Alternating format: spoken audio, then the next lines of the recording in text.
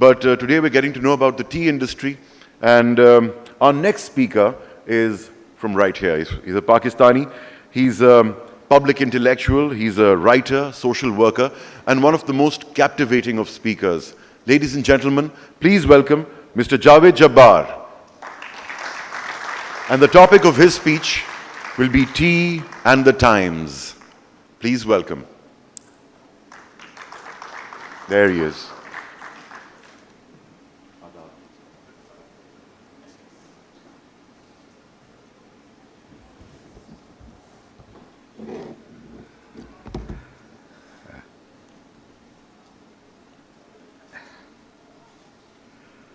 Bismillahirrahmanirrahim. Javed Iqbal, Paracha Sahab, Hanif Janu Sahab, members of the Pakistan Tea Association, attendees of the 3rd Pakistan Tea Convention, especially our guests from overseas. It's such a pleasure and a privilege to be here. Thank you very much for your gracious invitation. Thank you for following up. Mr. Hanif Janu is such a persistent host. He just would not give up. So I had to give in to his blackmail, even though blackmail is something I can't associate with such muazzab gentlemen. My God, itni sharafat hai is jagah par, bade muazzab chehre nazar aa rahe hain. But is tea a very misogynistic business? Very macho, masculine. Are women banned from the Pakistan Tea Convention? Or, unfortunately, I believe there were 2 speakers yesterday. So, 2 speakers only out of so many, mashallah, interesting speakers. And considering how important women are to tea, they grow the tea, they work in very, very tough conditions. I know conditions improve, but whether it is women workers in Sri Lankan plantations whom I have seen working, or whether tea workers in Africa, or even China. You don't want to be critical about your best friend China, but women are tea producers. And women are tea makers. हाय हाय, एक औरत जब आपको चाय बनाकर देती है, उसका कुछ और ही लुत्फ है. They are tea makers unrivaled, and they deserve to be here. उनको तो जबरदस्ती, आप जैसे मौजब लोग तो उनको जबरदस्ती पकड़ के ले आते सुबह. छोड़ो घर का काम, हाँ, come and watch the whole story of tea. So I was not fortunate enough to be able to attend the earlier sessions, but I've been looking at the brochure, and I would like to compliment the organizers for all the hard work they have done in assembling a program that is very comprehensive. I was privileged to be able to listen to the previous 3 presentations, all from East Africa, by Mr. Mugabe, Mr. Modibo, and Mr. Muruti. And it has been very informative and educative. And having been brought back to the tea convention after a long time, back in the late 90s, mid-90s was the first tea convention. I recall when dear Iski Isfahani was with us. He is now in another world enjoying heavenly cups of tea. God rest his soul. I missed the second one, but the third one, it's such a good experience to be back, because tea is a remarkable subject. It's, when you look at it from a global point of view, I mean, the tea trade is about, what, $200 billion plus, but then world trade is, what, over 26 trillion or whatever. It's a very small percentage. But tea is much larger than the sum of its parts. Tea is not measurable by the value of exports or by the volume of production. Tea is a remarkable beverage. And I'd like to compliment authentic enterprises for creating this ambiance which is so fitting And so appropriate, I believe that this logo, a very distinct logo, was designed by a very old woman whose age is about 14 years. MashaAllah. So a cheer for her in absentia. At least you could have forced her to come and attend so that she realizes how much we admire this logo. But compliments to Mr. Parvez Iqbal, who is a veteran at organizing these very good initiatives. And tea has such a basic aspect of, a connection with life in Pakistan. But chai ke bade nakhre hain. I mean, unlike a bottle of, aerated beverages which you open and you consume, my God, tea is a very fussy drink. You have to boil the water. You have to have milk. Of course, you can have tea without milk. You have to have sugar. Of course, you can have tea without sugar. It has to be hot and steaming. It can't be cold, even though now we have cold tea, which is also delicious. But chai ke bade nakhre hain. And it is so widespread now. Second to only water. My God, it's addictive. Addictive? Oh. Nasha to nahi hai chai ka. Huh? Addictive, but without becoming an intoxicant. Because Islamic Republic mein to definitely you can't have intoxicants. But you can sell tea, and tea that way is harmless. And yet it is such an abundance in our country, which doesn't grow the tea. I mean, we are the world's largest importer, mashallah. What a good position to hold, especially because we have beaten the United States of America to it. The United States of America has more population than Pakistan, but we import more tea than the USA. So, Ajkal, I mean, I don't want to involve what is happening in our very peaceful, quiet political domain these days. It's a very quiet, unexciting place. But the United States of America is a minor subject of discussion. So someone should tell Uncle Sam that at least in one respect, Pakistan is way ahead of you. Way ahead. But why are we way ahead of you? I have a personal and both a professional association with tea. In the previous century and in my previous lifetime, I was in advertising before I went into politics, and a much more, noble profession. The noblest profession of them all in the world, as you know, is politics, where only honest, upright, decent people like me go into politics. Right? So, of course, equally noble is the profession of tea. Tea में भी बड़े शरीफ लोग पाए जाते हैं, but हम भी किसी से कम नहीं. So, but in advertising, I had the honor of being asked to create campaigns for Isfahani tea, garam garam chai garam, we said. Oh, mashallah, garam garam. Look at the timing that you have chosen for this convention, when it is so cool and beautiful in Pakistan, especially in Karachi. But we had a jingle called Garam Garam Chai Garam, and that was for Green Spot Isfahani. Then Lipton made the mistake of inviting us to create campaigns, so we dressed someone up with a cowboy hat and we called him Captain Top Star. And it was very interesting to think creatively about how to seduce innocent people and make them increase their consumption of tea. And we only partly succeeded. But look at the scale of the tea sector. My God, the tea sector in Pakistan and the tea sector worldwide involves millions of people and diverse capacities. It's a fascinating study, the whole value chain from planting the leaf to finally the consumption and the research, which has been so well highlighted in the three presentations that we saw. I titled the formulation of my thoughts as Tea and the Times.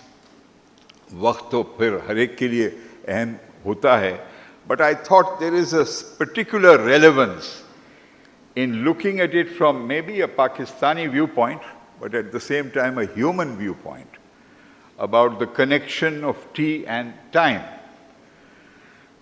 And when one discovers that the first legendary discovery of tea was in the third millennium before the birth of Christ, 2732 BC, when Emperor Shen Nung in China is supposed to have accidentally have some leaves from a tree dropping into his water, which he liked to have hot and piping water.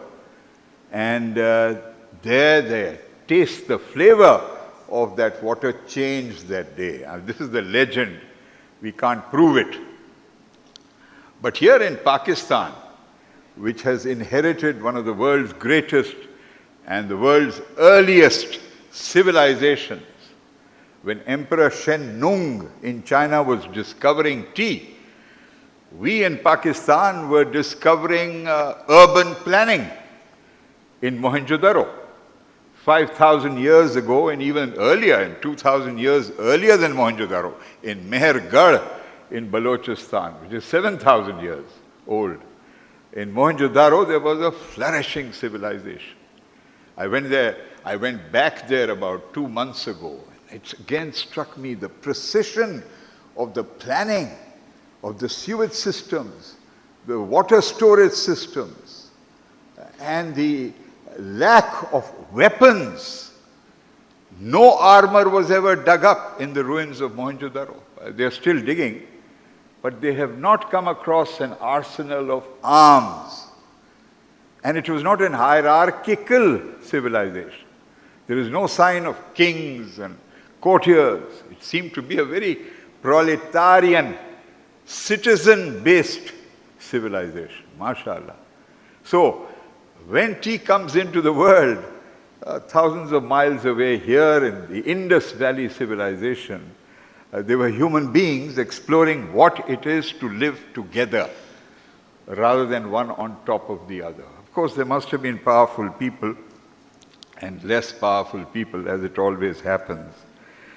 So there is that connection. And then the China connection doesn't go away, because today, in the year 2022, in the 21st century, China and Pakistan are a very, very special set of friends. We miss amongst you, unfortunately, delegates and participants from China because of the coronavirus and some aspect of security. Some terrorists, especially from a neighboring country, have attempted to create a scare for Chinese nationals, but that will not deter them. So I miss friends from China as much as I miss the women. But our connection continues. We have this China-Pakistan Economic Corridor, part of the Belt and Road Initiative, which is probably one of the first such concepts in history to bind together continents through communications. So Pakistan's, largest, we import tea in abundance, but China is the world's largest tea producer, as we know. And then if we take a giant leap into time, and we come to South Asia in particular, and we discover this curious connection between tea and colonialism. No abadiyat ka daur, yani ke it took the Goras and I don't say Gora in a racist sense. It's just that it's so ironic that the British wanted to curb China's predominance of the tea trade, and therefore wanted to help cultivate tea in Sri Lanka, in Assam, and elsewhere. So that brought us this gift of tea.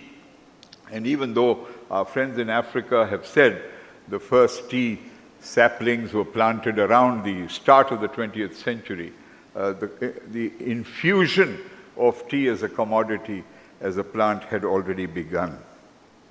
And then the third phase of time that I want to look at briefly is the phase starting with our independence in 1947.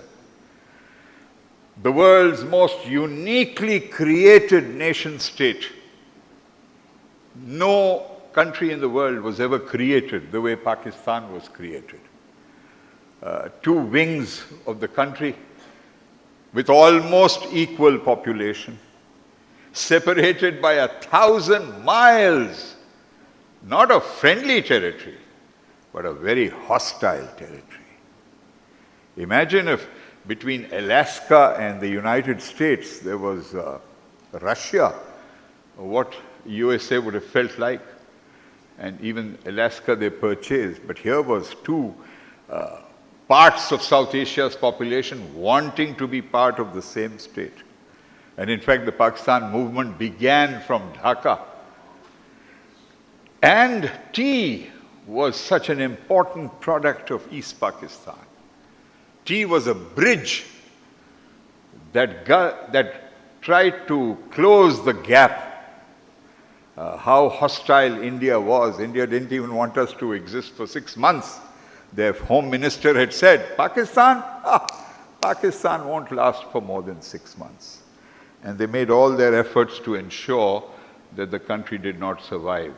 But for those 24 years, East Pakistan, its tea plantations in Sylhet, and the quality of the tea, the labor that women invested especially, and the plantations were not only visually so beautiful, but also a very proud part of Pakistan's economy. And Pakistan, incidentally, at that time, on the one hand, we were heading to disaster and the disintegration of the country in 1971, and on the other, we were making remarkable economic progress. It was a miracle. People can't find the right explanations. How is this country coming into being with so many disadvantages, no infrastructure? And in the year 1953, our GDP growth reached 10%. 10% GDP growth. Because we used the Korean War demand for cotton. And we were so enterprising, we quickly set up factories and mills and infrastructure. So 1947 to 1971 was an age made memorable by many phenomena, including tea. And then we come to the next 50 years, 1972 to 2022. 50 years since East Pakistan became Bangladesh. But Bangladesh, despite leaving Pakistan, remains proudly and predominantly a Muslim country. It is convinced that it wants to stay as a Muslim nation and therefore justifies the two-nation theory and the basis for Pakistan's creation. So the friendship, hopefully, with Bangladesh will improve. It has suffered in the last 10 years because it's a very strange government that has been in power. But that's another subject. What do we see in these past 50 years as Pakistan approaches celebrating the 75th year, the great Jubilee, on the 14th of August 2022? We will be 75 years since our birth. In the context of tea, tea has become the fuel. चाय माने सिर्फ चाय पीने वाली नहीं है, चाय ईंधन है, ईंधन. Tea is the fuel of family, of fraternity, and of friendship. हर घर में चाय पी जाती है, बनाई जाती है. Every household virtually consumes tea. Wow. So tea and family have an inherent organic connection. And then tea and fraternity, the community, wherever you go, whether it's your own particular community or it is two different communities, or it is strangers. And that's what makes it the tea of friendship, the fuel of friendship. You invite anyone. Pakistanis are so hospitable. They open their doors and their hearts to strangers. There are countries, and I respect those cultures as well, It takes a lot of time for someone to invite someone new to their homes, because that's considered sacred space, family space, private space. But we Pakistanis are so har dimag, ऐसे मस्त खलंदर हैं हम, हाँ? अब ये 1 घंटा नहीं हुआ हो क्या किसी से मिलकर कहेंगे अरे आओ हाजिर है घर में, come into our homes, be our guests for dinner, for lunch. Remarkable. So tea is a symbol in Pakistan as the fuel for true friendship, regardless of race, regardless of nation, regardless of any gender consideration. And of course, because we are so good at importing everything, mashallah, we love importing. Thank God this government has now started clamping down on importing things like cigars and chocolates. Oh, cheese, my God. Arey, kuch to samjho, kuch to seekho. We need to be austere. Thank God there is now going to be some clamp down. But we will not clamp down on imports of tea from Kenya or Uganda or Tanzania. We would like, as long as we don't offend our friends in China, but then the blends of East African tea, I believe, are the ones that captivate, and we have master blenders in Pakistan who know how to choose the right strains. So, tea and the times. I think we cannot afford to ignore time in a global context. What is this year that we are living in, 2022? It's a world of extraordinary cruelty and grave injustices, inequalities. There were inequalities when tea came into the world or was discovered, 3rd millennium BC, 5,000 years ago, and inequalities exist today in 2022 when we are putting people on the moon and we are going beyond the solar system. We've spotted the 2nd black hole in the universe. Fantastic achievements. But look at the injustices and inequalities as we speak. As we speak in East Africa, and this is not inclusive of all the great countries which have made presentations, but Kenya, northern Kenya is part of it. Turkana in northern Kenya. Ethiopia, most of all. Somalia, parts of Sudan, East Africa. There are 20 million people facing acute starvation and hunger from drought, sustained drought. By one calculation, one East African is dying every 48 seconds. Every 48 seconds. Out of hunger. In a world that has otherwise so much to talk about. Where one character can buy up Twitter for some obscene figure of 40 billion or whatever. But much more obscene is the fact that the United Nations estimates that to relieve the hunger and drought effects for 20 million people, all we need is $4 billion. $4 billion in aid. And what does the United States do? What does the European Union do? The United States has decided to give $44 billion to Ukraine. And the European Union doesn't want to be left behind, so they are giving another $20 billion. $60 billion. And they can't spare $4 billion to save the lives of 20 million people. That's the world we are living in. And I raise this because that tragedy affects part of what are tea-growing countries. Obscene. In Pakistan, despite the fact that 20-25% of our people live under the poverty line, we've done fairly well. I've already mentioned we survived. We are far better than what our news media make it out to be.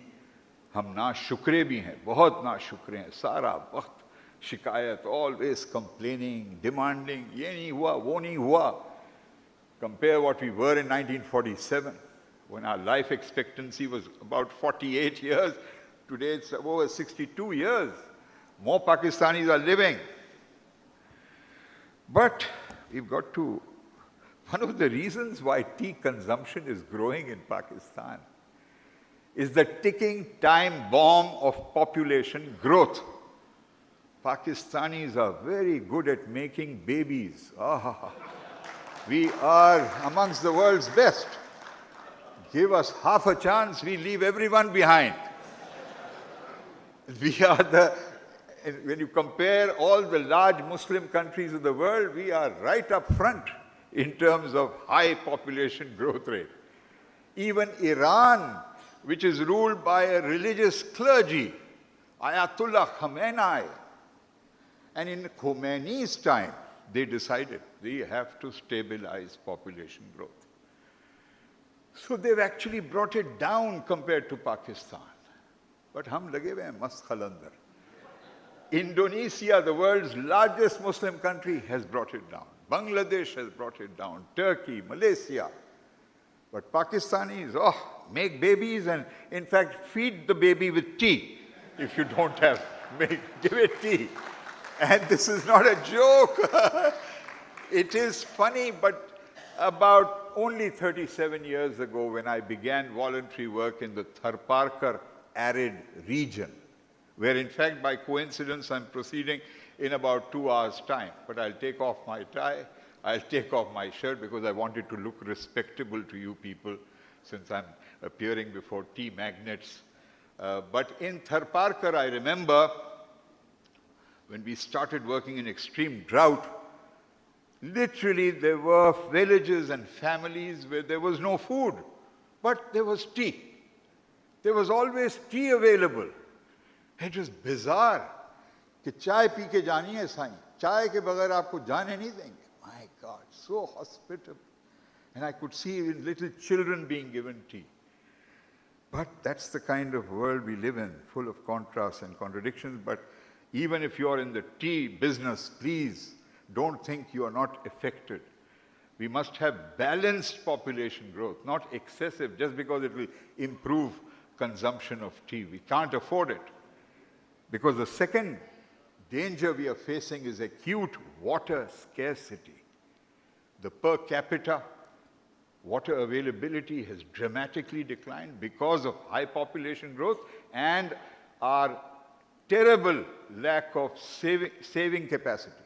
We have not built enough reservoirs in the last 50 years in particular. We allow a lot of water to be wasted. Our use of water in agriculture is also very wasteful. We go in for water-intensive crops like sugar, which use up huge amounts of water, whereas we should be really importing sugar rather than devastating our water resources and our soils. Water scarcity. And the third, climate change. And climate change is not a fashionable tag which the West is using. Be rest assured, I as a Pakistani, whether I'm in the International Union for Conservation of Nature or as a field worker, one cannot escape what is happening as a result of climate change. Heat waves, species extinction. We are actually destroying species which are part of the whole web of life, just like a tea leaf. A tea leaf has a role in the whole beautiful, unique tapestry of nature. Every little insect and worm and bird and animal. And we are consuming everything so rapidly, so voraciously, that we are destroying the very planet we live in. And don't think we are free from responsibility. But this is not all about doom and gloom. The reason I mentioned those three factors is not to make you feel depressed, khuda na khasta. I mean, you are in a country called Pakistan, which, with all its flaws and deficiencies, Guess what?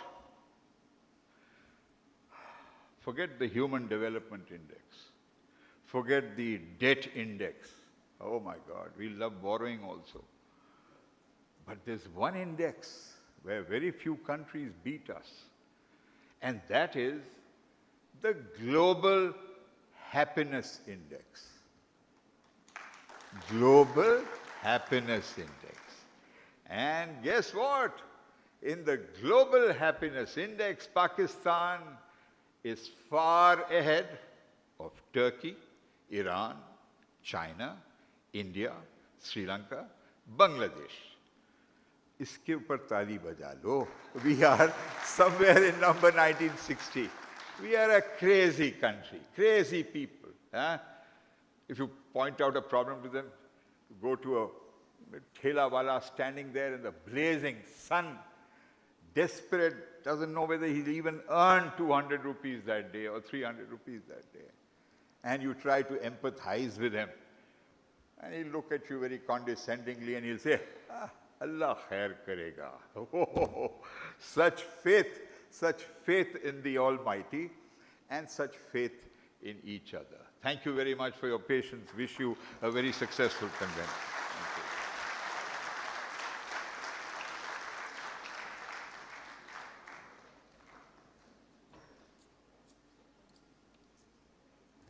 I told you, captivating speaker, and there's so much